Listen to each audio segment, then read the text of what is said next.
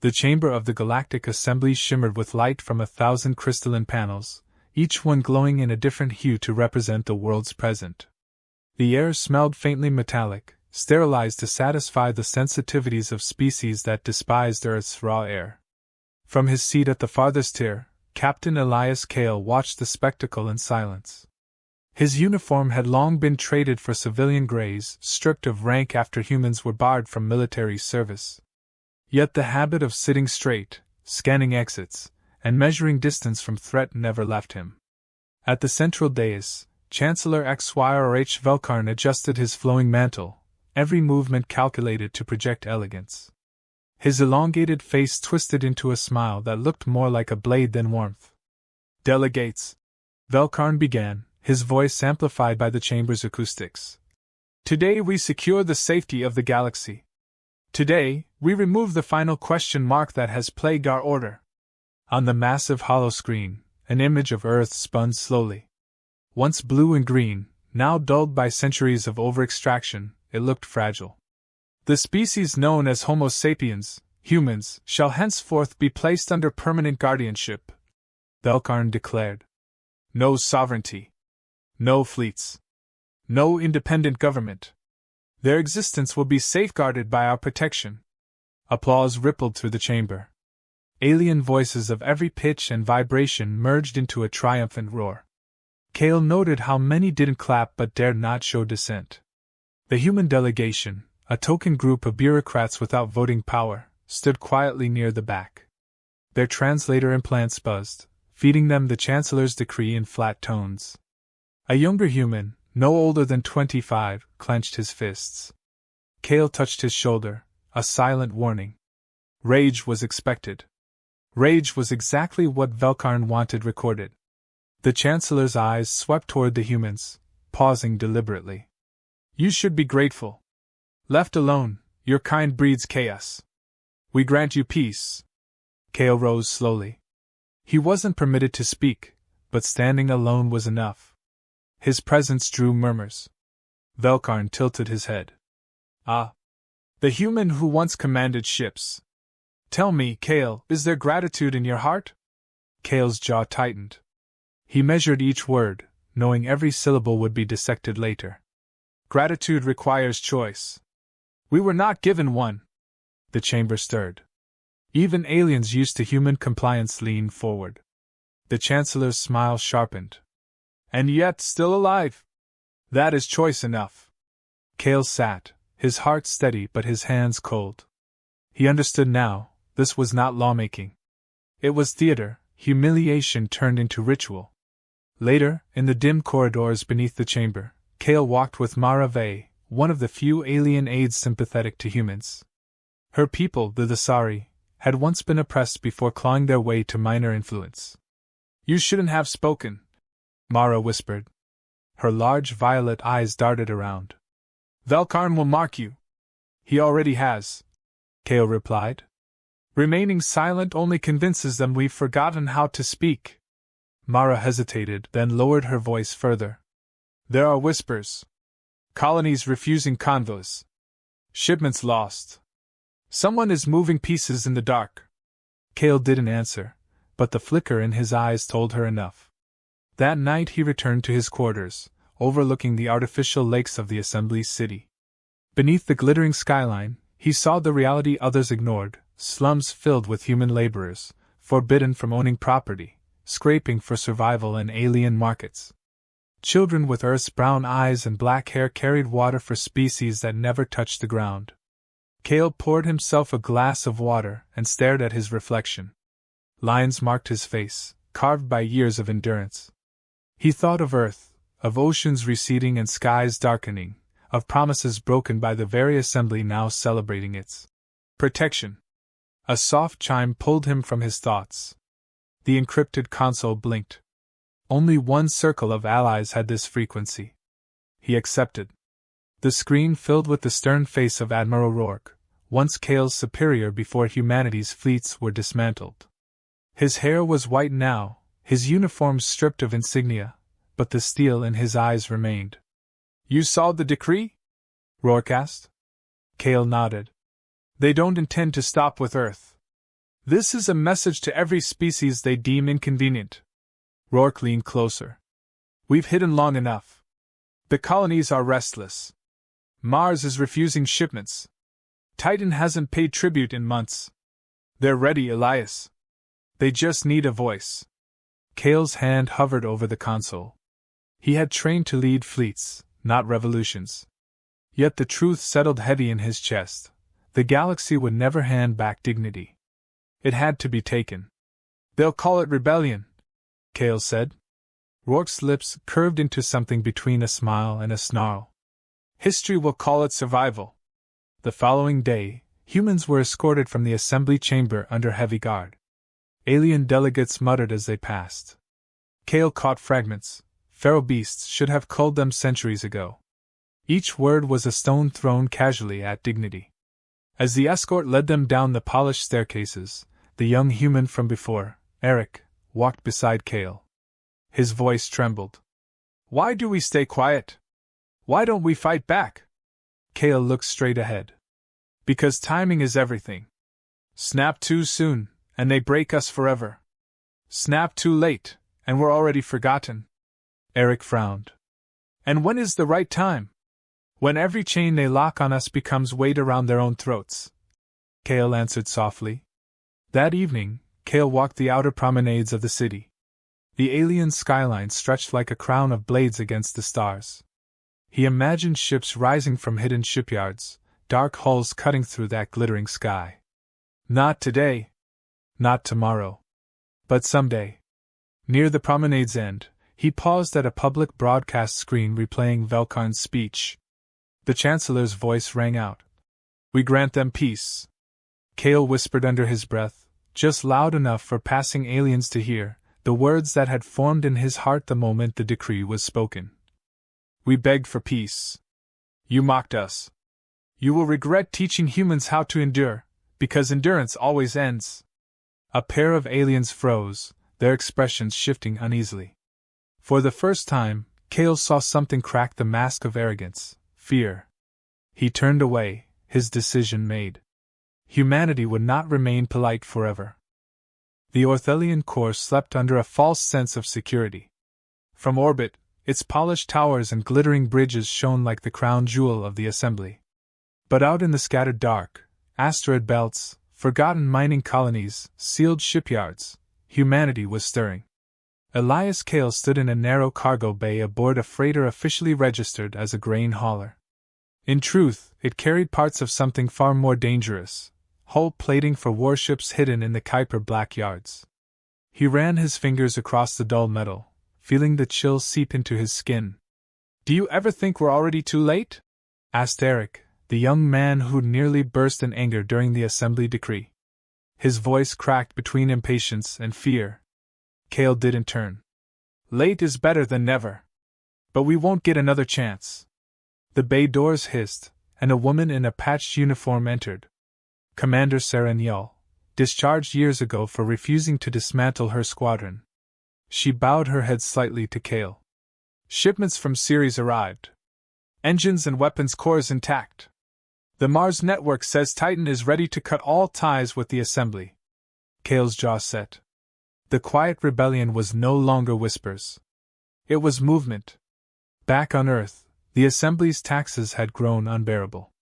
Food convoys were stripped for tribute, leaving cities half-starved.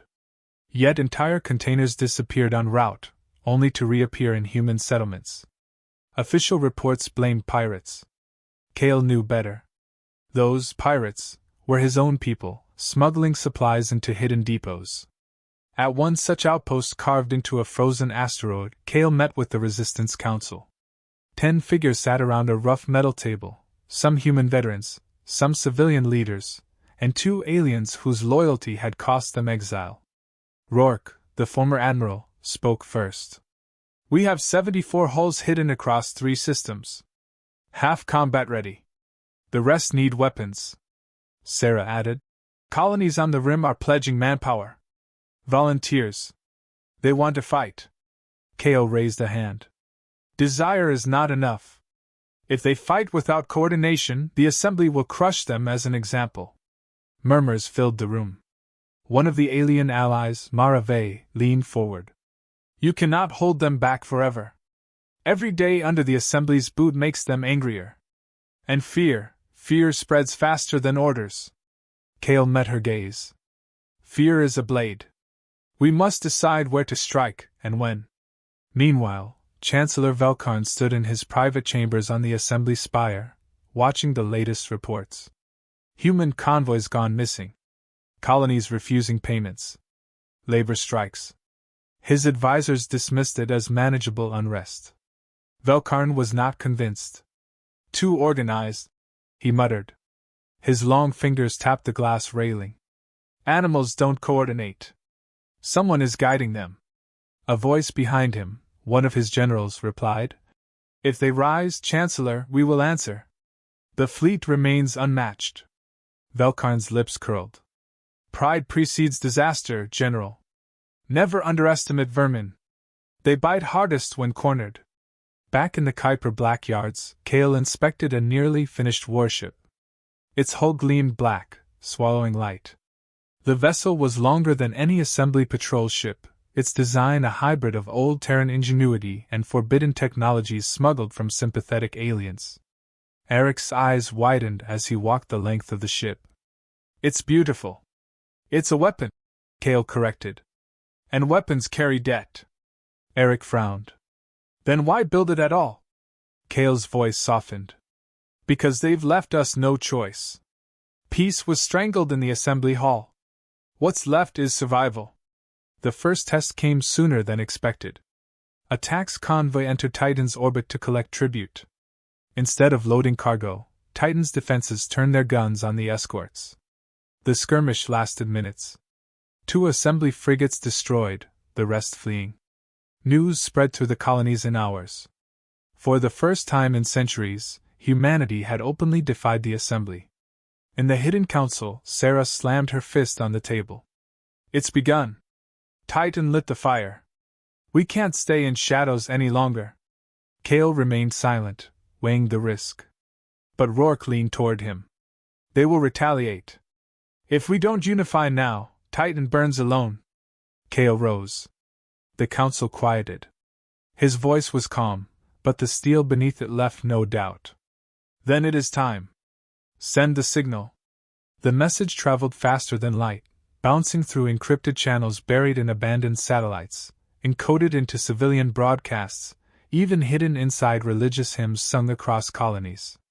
The same 2 words reached every corner of humanity. Awaken now. In the Assembly chamber, panic trickled into official reports. Delegates muttered as casualty lists arrived from Titan. Velkarn stood above them, his voice sharp. You see what happens when feral species are tolerated. They bare their teeth. He pointed a clawed finger at the human delegation. Exterminate their colonies. Leave only enough alive to remember obedience. Gasps filled the chamber. Some species shifted uncomfortably. The word exterminate carried too much history. Kael, standing at the back, felt the words like fire across his skin. He remained outwardly still, but inside, a final restraint snapped. He leaned toward Eric and whispered, History will record this moment. The last insult before the storm. That night, Kael stood before the holofeed, sending a message across the hidden networks. His voice was steady, his eyes unflinching. For years we have endured silence. For years we have bent our necks under the weight of their arrogance. No more. Titan is not alone. Earth is not alone. We are not prey. He paused, letting the words burn. To every colony, every outpost, every hidden ship, this is the quiet war. You will not see it announced in the Assembly. You will not hear it in their broadcasts. But you will feel it when their convoys vanish, when their fleets falter, when their worlds tremble. Awaken now. Humanity rises. The message ended. In the dark, hundreds of ships powered up across hidden yards. Generations of endurance had forged something the Assembly never expected: unity. The quiet war had begun. The Galactic Assembly chamber was never quiet, but this time the noise bordered on hysteria. Holoscreens flashed reports of Titan's uprising, 2 assembly frigates destroyed, convoys captured, human workers openly refusing orders. Delegates shouted in their native tongues, their voices overlapping into a storm of panic. Chancellor Velkarn stood at the dais, mantle shimmering under the lights. His expression, usually sculpted into calm disdain, now carried a trace of strain. He raised a clawed hand, and slowly, the noise receded. Delegates, he began, voice sharp as glass. The humans have revealed their true nature. Parasites given too much freedom. They must be culled. A ripple of unease spread through the chamber. Extermination had not been openly declared in generations. Yet many nodded. Fear was contagious. One delegate dared to object, a scaled diplomat from the Merity worlds. Chancellor, extermination would destabilize the balance. Humanity numbers in the billions. Slaughter will ignite rebellion across the rim. Velkarn's smile returned, thin and venomous. Then we remind them what happens to vermin. Fear will keep the rim obedient. The chamber roared again, some in approval, others in dismay. That was when the great doors hissed open. All eyes turned. A figure strode down the aisle, escorted by no guards, his steps steady against the echoing chamber floor. Elias Kael. The human delegation froze in shock. Delegates whispered furiously, some pointing, others shrinking back as if his presence alone carried danger. Velkarn's eyes narrowed. You have no right to enter the floor. Kael stopped at the base of the dais. His voice, unamplified, carried across the chamber with a clarity born of calm fury. Rights were stripped from us long ago. Yet here I stand. The silence was suffocating. Delegates leaned forward as if compelled. Velkarn sneered. What do you think you are doing, Kael? Begging? Threatening? Kael's gaze swept the chamber. Revealing. He tapped the console embedded in his wrist. The chamber's central holoscreen flickered. Images filled the air, black warships sliding from hidden docks, engines flaring in forbidden yards. Fleets rising from the shadows. Gasps erupted. Delegates rose from their seats. Some shouted denial, others stared in frozen horror. These ships, Kael said evenly, were built while you laughed at our silence. While you stripped us of fleets and mocked us as relics, we prepared. You thought we forgot how to build. You thought we forgot how to fight. You were wrong. Velkarn's mantle rippled as he leaned forward. Lies. Fabrications. Kael's eyes locked on him. Then send your fleets. See how many return. The chamber broke into chaos.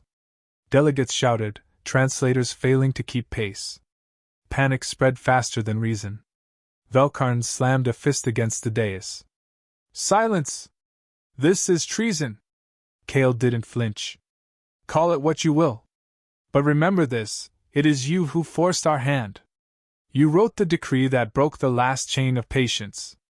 And now the galaxy will pay the price of your arrogance. The first battle erupted within days. Assembly patrols, dispatched to crush the rebellion, entered the Kuiper Belt expecting scattered resistance. Instead, they found a fleet waiting. Kael watched from the bridge of the Resolute, one of the black warships unveiled to the galaxy. Around him, officers, veterans stripped of rank, colonists turned soldiers, moved with silent precision. Enemy patrols entering range. Sarah Niel reported. 7 frigates. Light formation. Rourke stood at Kael's side, arms crossed. They still think we're scavengers. Kael gave the order without hesitation. Engage. The Resolute's weapons lit the void. Rayo cannons spat tungsten slugs at relativistic speed, tearing through alien hulls. Swarms of drones, human-engineered with brutal efficiency, sliced into enemy formations. Within minutes, the patrol was reduced to wreckage drifting among the stars. On the bridge, silence followed the carnage. The crew stared at the hollow display of shattered ships. Eric whispered, almost in awe, "We actually did it." Kael's voice was calm, but his eyes burned. "This is only the beginning. The Assembly will answer with fire." And fire came. Within a week, Assembly fleets converged on Titan. Kael ordered his forces to hold back, testing tactics, bleeding the enemy with precision strikes. Convoys disappeared. Outposts were sabotaged. Every engagement showed the same truth: humans had learned. They fought with the desperation of a species denied dignity for too long. In the assembly, fear spread like a plague. Delegates argued over whether to escalate or negotiate. Some whispered that humanity had been underestimated for centuries. Others demanded total annihilation before it was too late. Velkarn silenced them with a single phrase: "Extermination is no longer a choice. It is necessity." On the Resolute's bridge, Kael listened to intercepted assembly broadcasts. Their voices were frantic, their unity fracturing. He turned to his officers. "They will not stop. They cannot. Their pride won't allow it. Which means we give them a choice they cannot endure: fight us everywhere, or surrender everything." Rourke's eyes narrowed. "And if they choose to fight?" Kael looked out at the stars, where human ships waited in disciplined silence. "Then they learn what happens when fire meets stone." The galaxy trembled. For the first time in centuries, the assembly faced an enemy it could not dismiss as primitive or weak. Every report ended the same way: "How many ships do the humans have?" No one could answer. And that, Kael knew, was the first true weapon of war: fear of the unknown. The ultimatum was ready. Soon, the assembly would hear words they never thought a human could speak again: "Leave Earth forever, or burn." The assembly chambers shook as alarms blared. Red light washed across the crystalline walls, breaking the illusion of order. Delegates shouted in terror while emergency holos filled the air: entire fleets annihilated in ambushes, convoys erased, Titans still holding after wave upon wave of attacks. At the dais, Chancellor Velkarn slammed a clawed hand against the console. "Mobilize every sector fleet! Reduce their colonies to ash!" But another report cut through his fury: human fleets advancing on the core. Estimated strength: unknown. Unknown. The word that poisoned his composure. On the bridge of the Resolute, Elias Kael stood before the forward viewport. Stars glittered ahead, serene, indifferent to the chaos unraveling across the galaxy. Around him, the crew waited in silence, not for orders, but for affirmation. They had already chosen this path. Serenyo broke the quiet. "Assembly forces massing near the core. Hundreds of ships." Rourke's gravel voice followed. "They expect fear to scatter us." Kael clasped his hands behind his back. "Then we show them the truth. Humans do not scatter. Humans break." The order went out. Fleets emerged from the dark: black warships, drone swarms, stealth carriers that had hidden for decades. The void lit with human defiance. The battle began like thunder. Assembly cruisers unleashed plasma barrages, energy beams carving arcs through space. Human ships did not match fire with fire; they struck with precision, disabling engines, cracking command decks, splitting formations apart. Eric sat at the tactical console, his young face lit by hollow displays. "They're breaking lines already, sir!" Kael's voice stayed calm. "Hold formation. We are not here to fight their fleets. We are here to break their will." The Resolute dove through the melee, rail cannons roaring. A cruiser split open under the impact, its glowing core spilling into the void. Drones swarmed through wreckage, targeting weak points with mechanical ruthlessness. Within an hour, what was meant to be the Assembly's grand strike had become a rout. Hundreds of alien ships burned. Humanity's Black Fleet moved like a single living thing, disciplined, merciless, unstoppable. In the assembly chamber, Velkarn watched the disaster unfold on holoscreens. His voice shook with rage. How do they fight like this? Where did they find such power?" No one answered. Delegates sat frozen, eyes fixed on the destruction of fleets they once believed invincible. One whispered what many thought but dared not say. "They were forged on a death world. We caged predators and called them prey." Kael's fleet pressed forward. Then came the command that silenced every bridge across the human armada. "Deploy the silent protocol." The weapon had been whispered about for decades, a phantom project dismissed as myth. Now it came alive. Satellites hidden across systems lit up, releasing waves invisible to the eye but devastating to neural networks. Assembly ships faltered. Alien crews screamed as implants shorted, minds flooded with static. Ships powered down mid-battle, left adrift. Eric stared at the displays in awe. They're helpless. Kael's face was carved in stone. This is what they forced us to build. Remember that. Within hours, the core itself was defenseless. Human fleets hung above the capital like shadows carved against the stars. The assembly chamber, once a place of arrogance and spectacle, was silent but for the tremble of fear. Kael appeared on their central hollow. He did not shout. He did not rage. His calm made the silence heavier than any weapon. You stripped us of sovereignty. You taxed our worlds into ruin. You silenced us in these halls and called it peace. And when patience broke, you called it rebellion. He leaned closer, his eyes unblinking. This is not rebellion. This is remembrance. We are human. We endured your chains until endurance ended. Velkarn rose, mantle trembling, trying to mask his fear. If you destroy us, you doom the galaxy to chaos. Kael's reply was simple. Then remember who brought the fire. Above the core, assembly fleets burned. On its surface, aliens looked skyward in dread, seeing black silhouettes blotting out stars. Across the galaxy, the message spread: humanity had snapped. Not with pleas. Not with compromise. But with fire and silence that no race would ever forget. Later, aboard the Resolute, Kael stood alone in the observation deck. The stars stretched endless, beautiful and indifferent. He knew victory carried weight. Billions would suffer before peace returned. But dignity had been reclaimed.